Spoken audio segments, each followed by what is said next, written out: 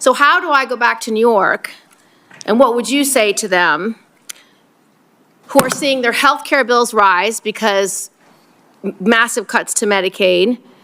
They've seen their grocery and gas bills rise, and this unpopular and unauthorized war abroad is a higher priority to this administration than their ability to feed their families and provide health care to their loved ones who are sick. Well, Senator, you're talking about political trade-offs, and our job is to deliver for the United States military and the President of the United States. And we look at the cost of a nuclear Iran, and we want to prevent that for future generations. And that requires funding and supplementals and this budget and next generation capabilities. And that's why we're here today to request some of that to ensure we can ensure that Iran never gets a nuclear weapon. So you're essentially saying, you're asking for literally $1.5 trillion for a war that President Trump said he already won. You're asking for $1.5 trillion, unlimited money for bombs, but insufficient money for the American people, for their health care, their food, their housing, and our farmers, Secretary Rollins, who we have cut SNAP program. We are not funding the losses from emergencies that have happened in blue states, particularly when we had frost.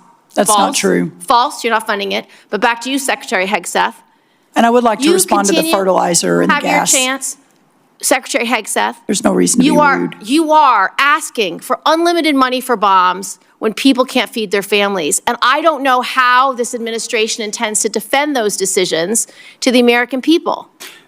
Not unlimited bombs, Senator. I'm asking for the right bombs at the right time to ensure we can deter our adversaries into the future. And that's how this is a generational investment.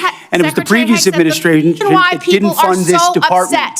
The reason why they are so upset with you and this administration is because the words you have used in the past don't add up. About Iran specifically, you said that we had obliterated, quote unquote, Iran's ability to create nuclear weapons. The president made the same claim. Yet 8 months later, in February of 2026, the president launched an active war claiming Iran was within 2 weeks of having a weapon. So when you say two very different things, the American people don't know who to believe or what to believe. They just know they can't afford their health care, they can't afford their food, they can't afford housing, and our farmers are continuing to suffer. So, which is true? Was it obliterated or wasn't it? What's the status? The nuclear sites under Midnight Hammer were obliterated, but Iranians foolishly continued to attempt to pursue nuclear capabilities, which is why we destroyed their defense industrial base and so many of the other capabilities to ensure they can't get to a nuclear weapon. See, we're staying laser focused on the objective, and you're trying to make campaign commercials. No, we're not. That's fine. So listen to this. You also say that you made the missile program, quote, destroyed and made combat ineffective, quote, Iran's entire ballistic missile production capacity. Every company that builds every component of those missiles has been functionally defeated and destroyed, and that the missile program, existing stockpiles were depleted and decimated, almost completely ineffective. So why are there missiles left to hit Jordan and result in the loss of life of our brave men and women? As we stated from the beginning, the Iranian defense industrial base is effectively gone.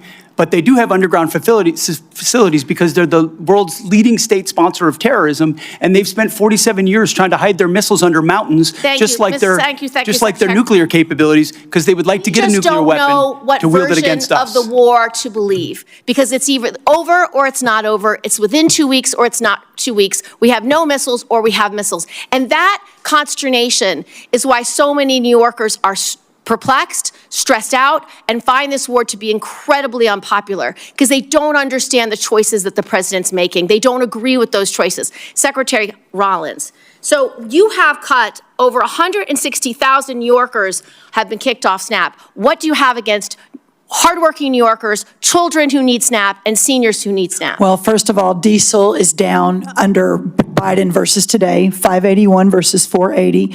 Gas is down from Biden today from 484 to 386 today.